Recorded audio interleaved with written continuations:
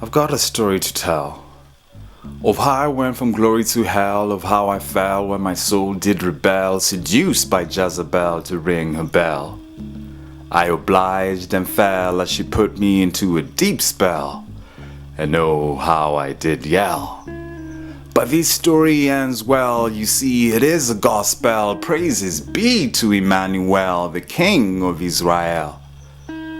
For like Hananiah, Azariah, and Mishael, he was in the scorching furnace that I met Grace. And let me tell you, Grace has a gorgeous face.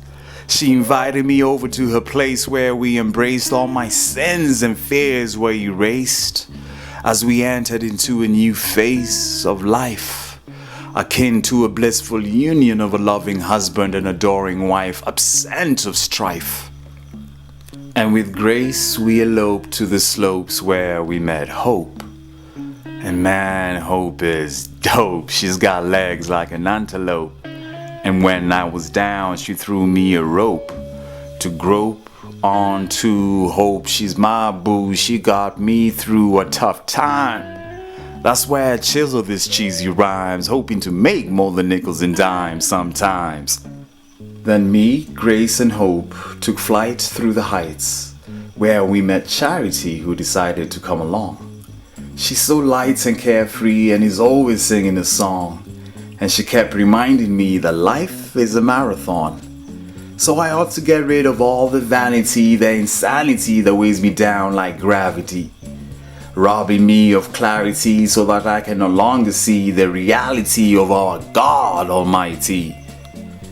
Charity insisted I meet Faith, and Faith is my beautiful miss that I always want to kiss. She's so full of promise.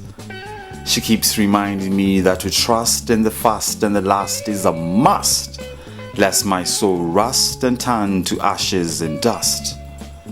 She kept on reminding me over and over that idols will never quench my thirst, that it is only through trust in the first and the last.